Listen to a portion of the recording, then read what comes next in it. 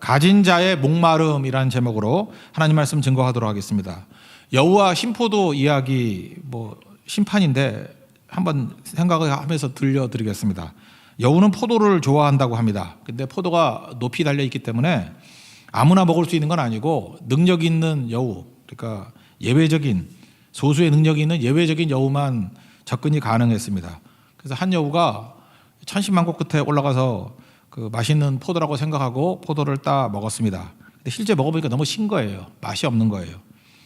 그런데 밑에 있는 많은 여우들 보니까 맛이 어때 먹고 또 이렇게 기대하고 있지 않습니까? 그리고 또 하나는 뭐예요?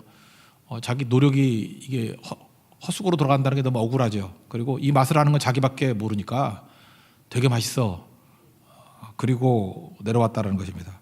그리고 조금 있다가 꽥 하고 죽었대요. 그러니까 나머지 여우들은 뭘 믿겠어요? 자기가 이미 상상하고 있기로는 맛있는 포도라고 생각하고 있고 또 증명도 했잖아요. 먹어봤던 여우가 맛있는 포도야. 그래서 또 생명 걸고 또 올라갑니다. 또 예외적인 소수의 여우, 능력 있는 여우만이 올라가서 먹는데 배신감 느끼겠죠. 이걸 맛있다 그랬어? 날 속였구나. 그렇지만 또 밑에 있는 여우들이 맛있니 막 우러러보고 존경하고 좋아하고 하니까 그런 차별에 대한 비교 의식이라도 느껴야 되니까 맛있어. 그리고 또 내려서 꽉 하고 죽었다는 거예요. 그게 인생이라는 것입니다. 인생이 그래요. 이루지 못한 사람들은요, 저게 행복일 거다, 저게 우리의 목표일 거다 생각하고 가는데 이룬 사람들이 거짓말하거든요. 왜냐하면 또 실제로 정직하게 말하는 사람도 있어요. 이거 아무것도 아니라고. 그래도 뭐라 그러죠? 이루고 나니까 저런 소리 하는 거지. 안 믿어요. 정답을 얘기해도 안 믿어요. 그러니까 또다시 맛있는 포도인 줄 알고 신포도 따기 위해서 인생을 거는 것. 어찌 보면요, 이렇게 이루지 못한 사람들은 가짜 희망이라도 있으니까 그걸 행복이라 그래야 되나? 아직까지는 덜 속은 거죠. 근데 다 이룬 사람, 다 가진 사람의 목마름과 절망은 훨씬 더 크다라는 것입니다. 그래서 여러분들 못 사는 나라에서 자살 안 하잖아요. 이렇게 인간이 행복이라고 생각하는 돈 있고 이렇게 선진국이고 이런 나라에서 자살률이 훨씬 높지 않습니까? 우리나라도 그랬어요. 이렇게 가난할 때는 죽긴 왜 죽어요? 그죠? 거지가 자살하는 거 봤어요? 어떻게든 살아야지요. 근데 이렇게 풍요롭게 되고 그러다 보니까 비교의식 가지고 좌절하고 쓰러지고 하는 것들이 훨씬 더 많더라는 것입니다. 여기 다 가진 사람의 절망을 보여주는 게 니고데모가 아닐까 이런 생각을 가져요. 여기 1절에 소개하기를 바리새인, 그러면 게 도덕적으로 또 종교적으로 앞선 사람이다 그런 얘기 아닙니까? 유대인의 지도자. 난해주 2번을 보니까 사내들이 있는 공인. 우리나라 국회의원은 300명인데 여기는 72명이거든요. 그러니까 훨씬 희소성이 있는 거죠. 그래서 여기는 정치적인 권력도 있고 정치 권력이 있으니까 돈도 있겠죠. 그러니까 다 가진 사람입니다. 니고데모는 다 가진 사람. 한 나라에서 72명 안에 든다는 게 쉬운 게 아니잖아요. 다 이룬 자, 사회적으로, 경제적으로, 정치적으로 다 이룬 자다. 그걸 묘사하고 있다라는 거예요. 1절을 읽겠습니다. 시작. 그런데 바리새인 중에 니고데모를 하는 사람이 있으니 유대인의 지도자라. 포도에 다가설 수 있는 소수의 사람, 그게 니고데모였다라는 것입니다. 근데 먹어봤더니, 가져봤더니 시거든요. 맛없는 포도인데 다른 많은 사람들은 맛있다 그러고 꽥하고 죽는데 이 사람은 그래도 정직했던 것 같아요. 이거 아닌데 라고 하면서 고민하던 사람이었다는 것입니다. 겉은 화려하죠. 그리고 다 갖춘 것 같이 보이는데 속에는 텅빔, 허무함, 갈등, 절망 그런 게 있었겠죠.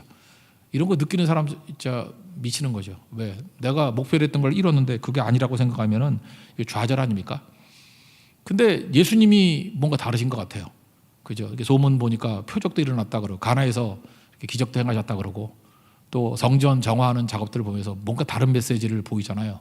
이거 사람들의 인기 끌려고 하는 얘기가 아니잖아요. 뭔가 다른 분이구나. 이거 하늘로부터 온 분이야.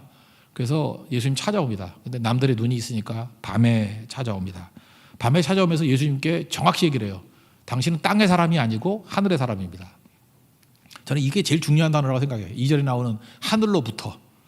예수님에 대해서 정확히 묘사하잖아요. 내가 느끼기로는 당신은 땅의 사람이 아니라 하늘의 사람입니다. 이게 제일 중요한 표현이에요. 하늘로부터 왔습니다. 하늘 사람입니다. 2절을 읽겠습니다. 시작. 그가 밤에 예수께 와서 이르되 라삐여 우리가 당신은 하나님께로부터 오신 선생인 줄 아나이다. 하나님이 함께 하시지 아니하시면 당신이 행하시는 이 표적을 아무도 할 수 없음이니이다. 그러니까 하나님께로부터 왔다. 하늘로부터 왔다. 하늘 사람이다. 여기서는 표적이라고만 얘기하는데 표적뿐만 아니라 예수님의 행동이라든지 예수님 말씀을 보니까 내가 이제까지 추구했던 것들, 내가 이제까지 다 가졌다고 하는 것들에서 없는데 하늘로부터 온 뭐가 있는 분인 것 같습니다. 이렇게 얘기를 하면서 정직하게 인정을 합니다. 이게 참 니고데모의 훌륭한 점이죠. 이거 무시하면 안 됩니다. 어떤 사람은 눈에 뻔히 보이면서도 인정 안 하려고 그래요. 고집부리죠. 그 바로 한 길 있잖아요. 강팍하다는 게 뭐예요? 인정 안 한다는 거 아니에요? 절대 인정 안 합니다. 근데 니고데모는 자기의 텅빔 인정하잖아요. 예수님의 꽉참 인정하잖아요. 예수님의 하늘로부터 오심, 하나님께로부터 오심, 그런 걸 인정하잖아요. 이게 중요하다는 것입니다. 그래서 우리도 예수님께 나오는 게 중요합니다. 우리 정직하게 되는 게 중요한 거든. 내게는 답이 없습니다. 내게는 힘이 없습니다. 나는 힘이 없습니다. 부족합니다. 예수님께는 내가 정확히 모르지만 여기도 묘사를 라비어 그러잖아요. 예수님께 뭐 하나님이다, 뭐 하나님의 아들이다 이런 표현도 안 써요. 그러니까 자기 수준에서 라비어 그러는 거예요. 그렇지만 인정하잖아요. 뭔가 하나님께로부터 온 것 같습니다. 하늘로부터 온 것 같습니다. 예수님께 나오면 해결책이 있습니다. 오늘도 여러분들 뭐 잘 몰라도 괜찮습니다. 예수님께 일단 나오셨죠. 그 예수님 결코 빈손으로 돌려보내지 않는다는 것입니다.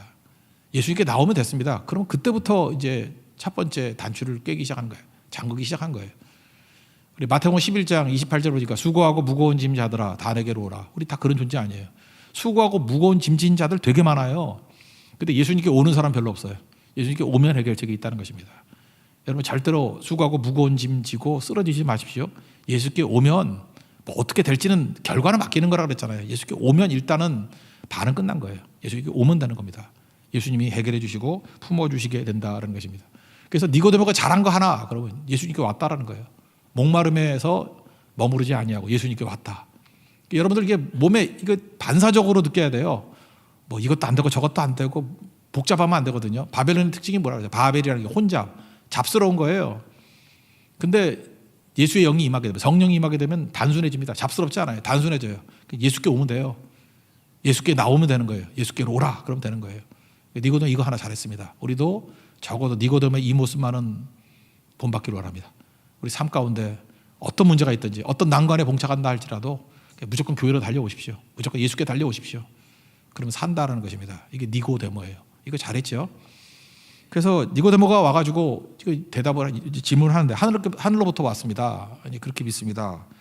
그랬더니 그 예수님이 대답이라 그러면 어떻게 대답해야 돼요?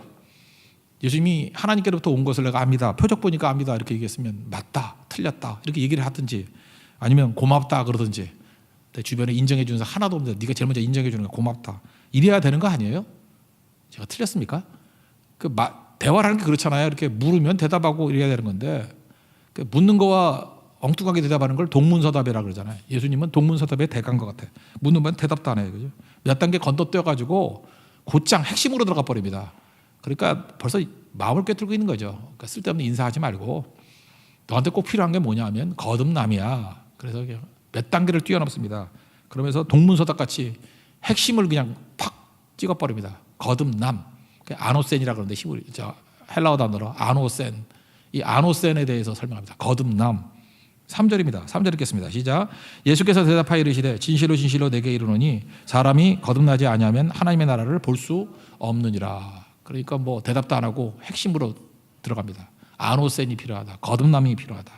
아노센. 이 아노센이란 말이 중의적인 의미가 있다고요. 두 가지 의미를 쓰이는 건데 첫 번째는 다시 태어나다. 다시 태어나다. 두 번 태어나다. 그래서 한자로는 중생 그러잖아요. 중생. born again. 다시 태어남. 그 또 다른 뜻이 있는데 위로부터 오다 그런 뜻이 있어요. 그러니까 위로부터 와서 태어났으니까 born from the above. 그죠? from above. 위로부터 왔다. 그러니까 born from above. 위로부터 옴. 이런 뜻이 있다고요. 두 가지. 그런데 이게 똑같은 게 두 가지 뜻이 있는데 우리 같으면 한자도 이렇게 발음만 똑같지만 뜻이 두 가지인 게 많이 있잖아요. 그죠? 예, 그런 게 있는데 니고데모는 다시 태어난 걸로 이해한 것 같아요. 그렇죠? 그러니까 두 가지 뜻인데 그중에 니고데모는 뭘 선택했냐 하면은 그렇지 다시 태어나는 게 맞지. 그래서 다시 태어나는 것 같이 하면서 대답을 해요. 4절을 보니까 4절 읽겠습니다. 시작. 니고데모가 이르되 사람이 늙으면 어떻게 날 수 있사옵나이까. 두 번째 모태에 들어갔다가 날 수 있사옵나이까. 이건 다시 태어남이죠. 그러니까 엄마 뱃속에 또 들어갔다 나와서 태어나야 됩니까? 늙었는데 어떻게 태어나죠? 저는 니고데모가 이걸 답이라고 생각하지 않아요. 많은 사람들이 잠깐 니고데모를 비우는데 그래도 공회원인데 잠깐 비우지 말아요. 이 사람이 머리가 있는 사람인데 이거 몰라서 묻었겠어. 그러니까 이렇게 말한 이유는 뭐죠? 예수님 말씀을 이해 못하겠습니다. 그런 뜻이죠. 지금 아노센이라고 얘기하는데 제가 생각할 때 이게 두 가지 의미 중에 다시 태어난다로 이해가 됩니다. 그렇지만 이해 잘 못하겠는데요. 엄마 뱃속에 늙어서 또 들어갔다 나올 수는 없잖아요. 이해 못하겠는데요. 또는 더 깊은 뜻을 알고 싶습니다. 이게 니고데모의 자세였다라는 것입니다. 그때에 예수님께서 진짜 중요한 메시지를 증거하고 있어요. 그러니까 여기 요한복음 3장 같이 뭐 김영원 집사님 같이 머리가 좋아가지고 통째로 외우시는 분들이야 뭐 다 외우면 되겠지만 우린 대외 보통 사람 아닙니까? 그죠? 10개를 들으면 100가지를 헷갈리는 사람들이니까 이 요한복음 8장 중에 한 절을 딱 구한다 그러면 5절 외우세요. 5절. 이게 핵심 구절이에요. 5절. 예수님이 정확히 얘기해 주고 있잖아요. 근데 5절의 얘기에서 핵심은 뭐냐 하면은 이 아노센이라는 단어를 예수님은 위로부터 낮다로 이해하는 것 같아요. 그러니까 우리가 지금 중생이라고 쓰는 거 뭐 틀린 건 아니지만 두 번 태어났다는 뜻 아니에요. 이게 중생이라기보다는 그죠? 위로부터 태어난, 그죠? 위로부터 태어난. 그래서 제가 만든 말인데 아무도 쓰지는 않을 것 같은데 상생, 위로부터 태어남. 상생인 것 같아요. 위로부터 태어남. 그게 더 맞는 것 같아요. 예수님께서 이런 뜻으로 설명하잖아요. 물과 성령으로 거듭나야 된다고.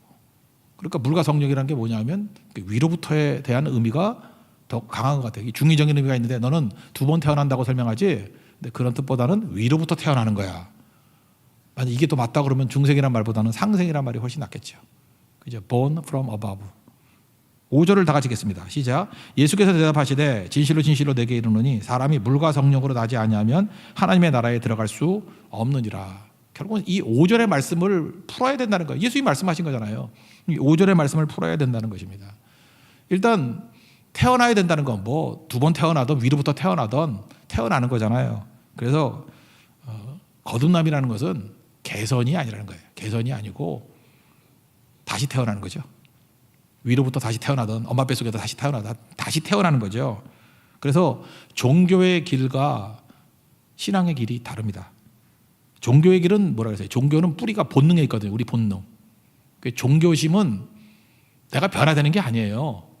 그래서 종교를 믿으면 안 돼요. 종교, religion이라는 단어는 내 본성은 그대로 있는 거예요. 본성을 다독거려 주는 거예요. 본성을. 내 본성이 뭐예요? 두려움과 욕심이라고 그랬잖아요. 그래서 비나이다 하면은 두려움이 사라지게 만드는 쪽. 이게 두려움을 다독거려주고, 그다음에 욕심이 있으면 비나이다 하면 좋은 대학도 가고 집도 사고 뭐 차도 사고 결혼도 하고 네가 원하는 바 욕심이 채워져. 이게 종교예요. 그러니까 종교는 본능을 체크하기 때문에 이거는 조절하는 거죠. 뭐 욕심이 너무 많다 그러면 야 욕심 좀 버려. 뭐 이 정도. 너무 두려워하면 야 두려워하지 마. 그러면서 사실을 제시하면서 그렇게까지 두려워할 필요가 없어. 뭐 이 정도. 그래 내가 변화되는 게 아니에요. 그냥 조절하고 있는 거죠. 이게 종교예요. 그러니까 니고데모가 이제까지 경험했던 건 종교였겠죠. 그래서 모든 종교 활동들은 결국 나를 변화시키는 게 아니라 나를 조절해주고 나를 달래주는 정도. 그러니까 종교적인 행위를 하는 게 뭐 구제, 선행 이런 거 하죠. 구제, 선행을 해도 적정선까지만 하는 거예요. 그래서 그 정도 하면 만족 정도만 있는 거지 근원적인 목마름을 해결할 수 있는 건 아니라는 것입니다. 근데 예수님께서는 요한복음 3장에서요 종교를 깨버리는 거예요. 기독교는 종교가 아니야 그 얘기예요. 너의 본능을 이렇게 채워주고 다독거려주는 정도가 아니야. 네 본능이 뭐야? 내 자아잖아요. 본능을 죽여버려야 돼. 그 얘기예요. 본능을 죽여버려야 돼. 이게 본어게인이라 그러면 그거 죽고 다시 사는 거예요. 나는 죽고 예수로 산다 그렇게 표현할 수도 있고 위로부터 났다 그러면은 네 있는 씨를 가지고 그거 키워서 뭐 나오는 게 아니고 전혀 다른 하늘로부터의 새로운 씨앗이 심겨져야 돼. 그리고 그 씨가 성장해서 열매 거두는 게 그게 거듭남이야. Born from above. 그게 위로부터 나는 거야. 이렇게 얘기를 하고 있습니다. 그래서 그 설명을 거듭남은 물과 성령이라고 얘기하잖아요. 물은 뭡니까? 이스라엘 백성은 다 알아요. 물은 세례거든요. 씻는다, 세례. 세례가 뭐예요? 물에 푹 담갔다 깎는 거 아니에요. 죽음. 세례는 죽음이에요. 그러니까 물로 거듭났다는 게 뭐예요? 죽어야 된다는 거죠. 그러니까 뭐 옛사람 죽었다 그 얘기가 똑같은 거죠. 죽음에 철저히 죽음 또는 비움. 위로부터 뭐 채워진다 그러면 비워 있어야 되잖아요. 죽음 또는 비움, 자기 부정. 그러니까 뭐예요? 내 본능에 대한 부정이죠. 내 본능 두려워하고 욕심 부리고 하는 것들에 대한 부정이에요. 그거 싹 죽어버려야 돼. 비워버려야 돼. 그 비우면 그 다음에 뭐가 필요해요? 채움이죠. 뭐로 채워요? 성령으로 채우는 거라고요. 예수님께서 물과 성령으로 거듭났다 그럴 때 성령이 나오기 때문에 이건 두 번 태어났다기보다는 위로부터 났다가 훨씬 맞다고요. 성령은 위로부터 오시는 분 아니에요. 그러니까 위로부터 채워지는 거다. 이걸 말하고 있습니다. 그럼 좀 더 설명을 해서 이게 이제 베드로 사도 같은 사람이 이게 초대교회 때 굉장히 중요한 얘기였기 때문에 그럼 위로부터 났다. 성령으로부터 났다. 이게 무슨 뜻인가라고 할 때 베드로 전서 1장 23절 보면 베드로가 정확히 묘사를 했어요. 뭐가 신겨지는 거냐 하면 우리 신겨진다고 하면 알잖아요. 씨가 뭐예요? 말씀이라고 말씀. 그래서 성령으로부터 났다. 위로부터 났다라는 것은 말씀이 신겨지는 걸 얘기한다. 그게 위로부터 난 거라는 거예요. 거듭남. 우리 심령에 아무것도 없는 내 본능이 신겨져가지고 입신양명 이런 게 신겨져 그거 이루는 게 아니고 말씀의 씨가 심겨지는 거예요. 그래서 말씀의 씨가 심겨져서 말씀의 씨가 자라서 말씀의 열매를 거두는 게 그게 구원받는 하나님 나라에 들어가는 삶이야. 그거를 말해주고 있다는 것입니다. 베드로전서 1장 23절 보니까 너희가 거듭난 것은 여기 거듭남이 나오잖아요. 거듭난 것은 썩어질 씨로 된 것이 아니요 썩지 아니할 씨로 된 것이니 그럼 썩지 아니할 씨가 뭐예요? 살아있고 항상 있는 하나님의 말씀으로 되었느니라. 이제 거듭남이 연결되죠. 거듭남이 뭐예요? 위로부터 난 건데 성령께서 우리 심령 가운데 아무것도 없었어요. 소망이. 우리 속에 있는 것은 본능밖에 없어. 본능은 두려움과 욕심밖에 없는데 이거를 싸그리 죽여버리고 물로 죽여버리고 그러니까 세례로 죽은 거죠. 그 다음에 성령으로서 났는데 성령으로 났다는 건 뭐냐면 말씀을 신겨준다는 거야 우리 속에. 그렇게 지금같이 말씀 듣는 게 이게 거듭남에서 희초라고요. 말씀이 신겨졌죠. 그 말씀을 잘 간직하면 이 히브리 위에 나오잖아요. 옥토가 되면 30배, 60배, 100배 열매를 거두니라. 이게 성령 안에서의 삶, 거듭난 자의 삶이라는 거예요. 그러니까 우리는 무엇을 위해 사는 거예요? 내 본능을 심어서 본능이 자라는 걸 보는 게 아니고 말씀을 심어서 말씀이 성취되는 것을 보는 게 성도의 삶이다. 그게 성령 안에서의 삶, 거듭난 자의 삶이다라고 하는 것을 보여주고 있습니다. 그러니까 간단히 얘기하면 말씀 듣고 순종해서 열매 거두는 삶이에요. 그게 이 땅에서 성도가 거듭난 인생을 살아가는 길이다. 그러니까 뭐가 어려워요? 그래서 인생은 수동태예요. 능동은 뭐죠? 능동은 내가 뭐 한다잖아요. I will. 내가 뭐 한다는 거 아니에요. I will은 어디서 나와요? 본능에서 나오잖아요. 그러니까 I will 하는 거는 결국은 안 되면 두려움이고 되면 욕심이고. 그런데 내가 수동태라는 게 뭐예요? 들어온 거죠. 뭐가 들어와요? 말씀이 들어온 거라고. 말씀이 들어와서 나를 지배하는 거예요.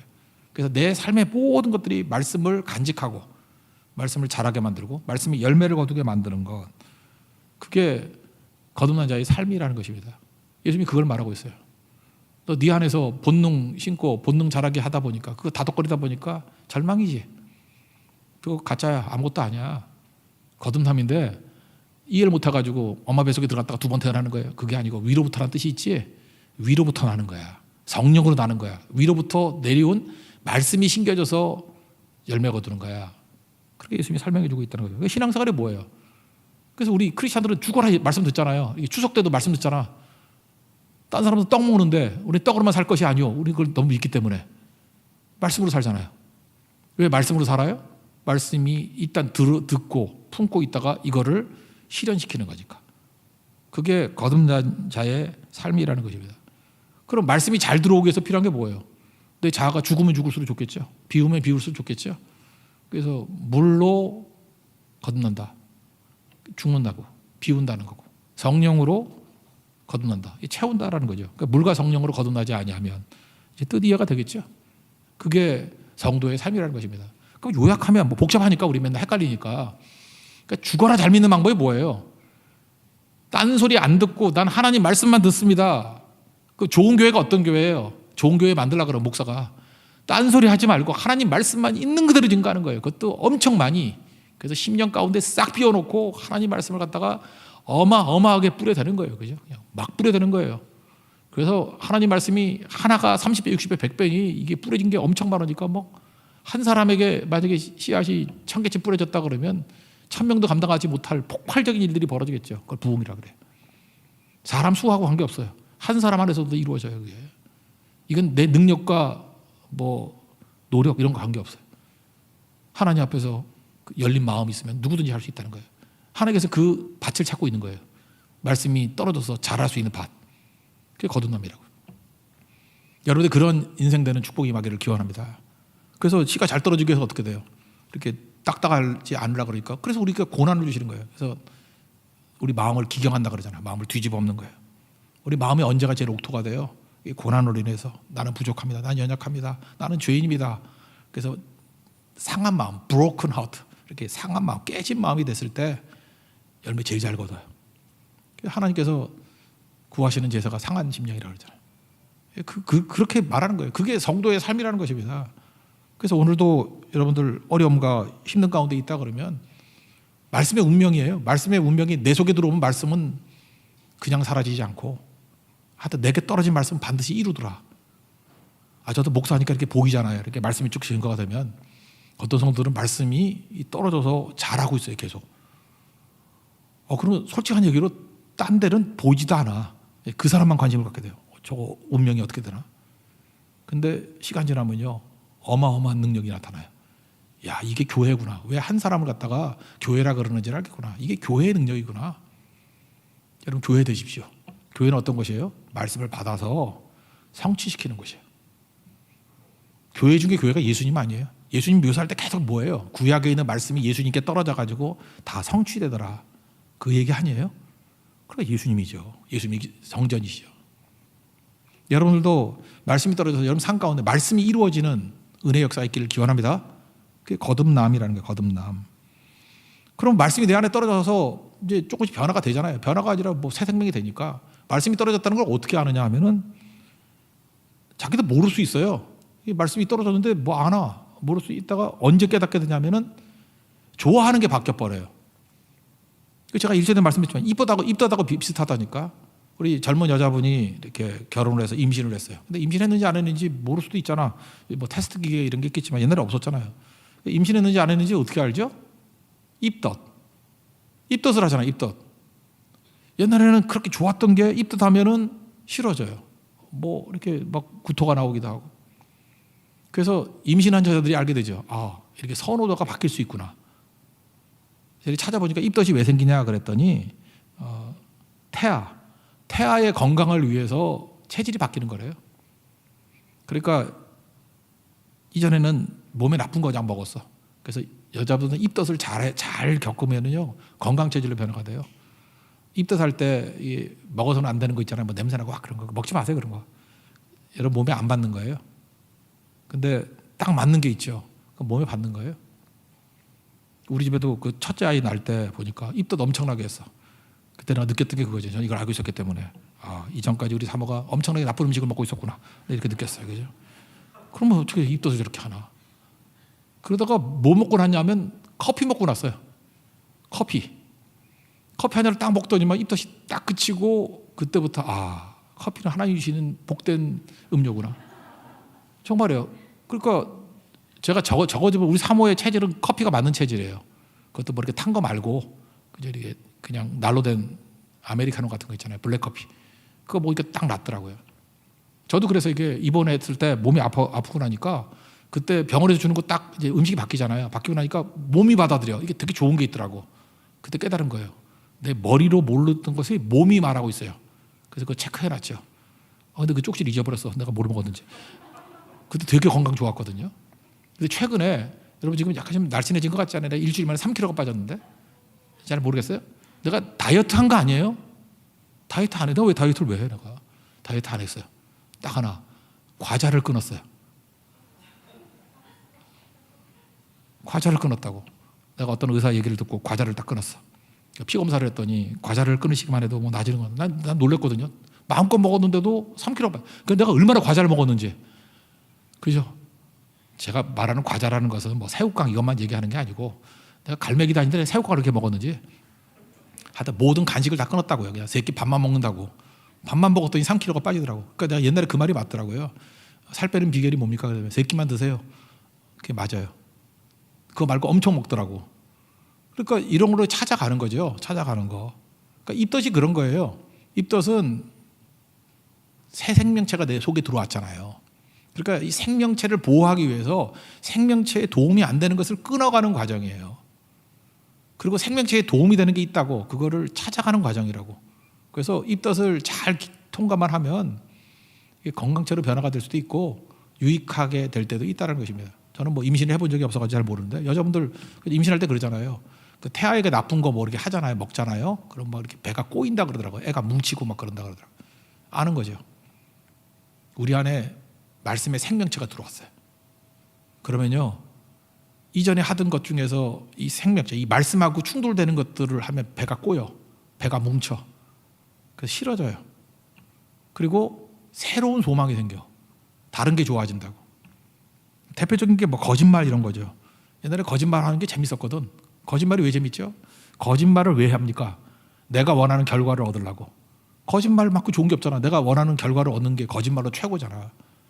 뭐 이럴 수 있잖아요. 내가 뭐 여자들한테 인기를 얻으려고 그러면 뭐 내가 부자다 그러고, 차도 잠깐 뭐 친구가 빌린 건데 내 차다 그러고, 뭐 이렇게 돈 막 쓰고, 거짓말이잖아.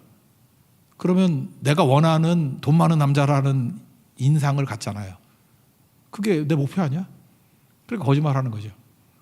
그런데 있는 모습 그대로 보인다 할지라도 내 진실을 보여서 상대방이 어떻게 생각하는지 하나님께 맡기는 거예요. 그러면 상대가 그렇게 큰 부자는 아니라 할지라도 저 사람은 믿음이 있고 성실한 사람이고 정직한 사람이야. 그거에 매력을 느끼는 여자가 진짜 여자겠죠. 물론 여기는 없겠지만 그게 진짜 여자겠죠. 예. 그리고 결과를 맡기는 거예요. 결과를. 그게 되게 중요한 거죠. 우리 어머니가 맨날 그랬어요. 내가 나 궁금했거든. 우리 아버지하고 왜 결혼을 왜 했습니까? 내가 몇 번 물어봤더니 우리 어머니 말씀에 의하면, 분명히 거짓말일 가능성이 큰데, 처녀 때 인기가 좋았대요. 되게 예뻤고 남자들이 자기를 되게 좋아했대. 선만 보러 나가면은 남자들이 다 이렇게 쓰러지고 좋아했는데, 처음에 이 맞선 보러 나갔더니 이 남자가, 이 총각이 기도합시다 그러더래요. 그게 작전인 걸 모르고 기도합시다 그랬다는 거예요. 그래서 이게 뭐 대충 들어보니까 이게 뭐 하나님의 뜻이면 결혼하고, 뭐 아니면은 뭐, 그러니까 거기에 간 거죠. 그러니까 제가 볼 때 그 아버지가 전략이 좋았던 거예요. 그죠? 믿음이 있던 여자니까 다른 거 이렇게 처녀 때는 많은 거 보잖아요, 조건이. 그런데 기도하자라는 총각은 처음 봤다라는 거예요. 그죠? 제가 볼 때 그거 어떻게 보면 하나님께 맡긴 거일 수 있죠. 그걸 어떻게 뭐 전략일 수 있겠어. 그냥 하나님께 맡겨버리는 거죠. 난 아무것도 없습니다. 진짜 아무것도 없었어요. 나는 거지입니다. 또 그렇게 말할 수도 없잖아. 그러니까 하나님께 맡깁니다. 그랬더니 다른 걸로도 사로잡을 수 없는 하나님의 성령의 사로잡음이 한 여자의 마음을 이렇게 돌이킨 거 아니에요? 그런 거 아니냐고요. 우리 인생이 다 그래요. 내가 결과를 컨트롤하려고 그러지 말고 그냥 맡기는 거예요. 그럼 정직할 수 있죠. 그냥 맡기는 거예요. 그럼 원수를 사랑하라, 원수를 위해서 기도하라, 그냥 할 수 있잖아요. 자꾸 우리 결과를 생각하니까. 우리가 입맛이 바뀌고 성령이 내 안에 들어와서 말씀이 내 체질을 바꿔버리면요, 이전에 하던 행동들이 역겨워져요. 그래서 왜 거짓말 안 해? 그러면 거짓말하기 싫어지는 거야. 그게 싫어요. 이전에 욕하는 거 참 감칠맛이 났거든. 근데 욕하는 자리에 가는 게 싫어져. 듣기 싫어져요. 제가 옛날에 터픽에서 한번 읽어본 적이 있는데, 그 미국 그 비치 있잖아요. 그 캘리포니아 비치. 거기 뭐 해변에서 많이 있는데, 해변에서 이 사람이 전직이 뭐냐 하면 모래성 쌓기 세계 챔피언이에요. 뭐 그런 거 있잖아요. 모래로 이렇게 진짜 성을 쌓는 거. 이렇게 조그만 성 아니고 뭐 두꺼바는 두꺼비지 그런 거 말고, 진짜 어마어마한 집들 있잖아요. 막 물로 뿌려가지고 진짜 멋있는 뭐 비너스 상도 만들기도 하고 성을 만들기도 하고, 그런 걸로 세계 대회 해가지고 1등 하던 사람이에요. 근데 그거 하다가 이 사람이 수영도 잘했는가 봐. 갑자기 어떤 사람 물에 빠진다 하는데 해변 구조대가 없었는가 봐. 그때 이 사람이 뛰어들어가서 그 죽어가는 사람 건져냈어요. 그 다음에 이 사람 인생이 바뀐 거예요. 자기 제일 재미있는 일, 제일 보람된 일이 뭐냐? 해변에서 모래성 쌓는 일, 모래성 쌓기 세계 챔피언. 그게 너무너무 자부심이 있었는데 죽어가는 사람 한번 살리고 나니까 이거는 아무 의미 없는 거예요. 모래성을 쌓으면 뭐 할 거예요? 그죠? 그 다음날 나가면 다 부서져 없어져 버리는데 진짜 모래성이지. 그래서 그 다음부터 이 사람이 해변 구조대가 돼가지고, 이 사람이 건진 사람만 해도 물론 뭐 죽은 사람만은 아니겠죠. 1000명이 넘는데요. 그러면서 이 다큐멘터리 이렇게 나오더라고요. 참 되게 의미 있는 일이죠. 우리가 그래요. 옛날에는 모래성 쌓는 게 너무 좋았어. 그래서 맨날 무엇을 먹을까, 무엇을 마실까, 무엇을 입을까, 이게 허송세월하다가 어쩌다가 한번 이렇게 생명을 살리는 일, 가치를 두는 일을 뒀더니 입맛이 바뀌어버리는 거예요. 이제 모래성을 왜 쌓아? 이런 거죠. 해변에서 이렇게 쳐다보다가 누구 돕고 생명 살리는 일이 있다 그러면 그 구조하는 역할을 감당하는 사람이 되는 거죠. 그래서 성령이 내 안에 있다 그러면 여러분 스스로 느껴요. 입맛이 변했네. 입맛이 변했네. 이런 거죠. 이런 비슷한 사람, 최근에 지난주에 제가 그 뉴스를 보니까 글렌백이라는 사람이 그런 사람이래. 아프가니스탄에서 그 미군이 철군했죠. 그래서 뭐 탈레반이 뭐 저 지배라고 있어서 뭐 여자들도 핍박당하고. 근데 우리가 말은 안 하지만 크리스찬들이 있잖아요. 아프가니스탄에도 크리스찬들이 많이 고난을 당한대요. 이 사람이 자기 사비를 써가지고요, 비행기 띄우고 뭐 그 육로로 빠져나오게 해서 진짜 쉰들러 리스트하고 똑같아요. 1200명의 크리스찬들을 건져냈대요. 잘 보세요. 근데 글렌백 얘기가 뭐냐면 자기 돈 많아가지고 옛날엔 슈퍼카 사고 뭐 이렇게 부자인 척하고 뭐 요트 타고 다니 이런 거 좋아했대요. 근데 모래성사학회가 똑같은 거죠. 글렌백이라는 사람이에요. 글렌백.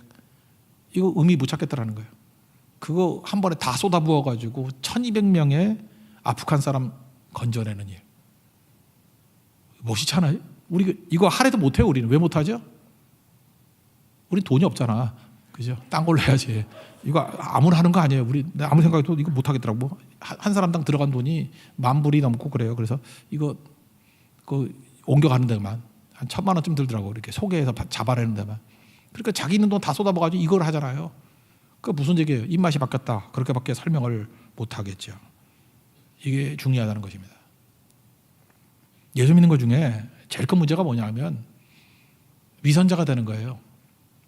내가 진짜 하나님을 만나지도 못하고 내 안에 말씀이 들어와서 말씀은 내 안에 없어. 근데 여전히 본능만 있는 거야. 여러분 지금 속에 말씀이 안 들어가고 본능만 있으면서도 예배 올 수 있어요.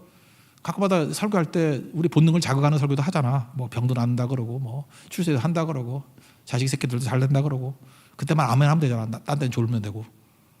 그러면 적당히 종교인으로 살아갈 수 있어요. 그래도 위로도 받아요. 힘도 얻고 만사형통되고.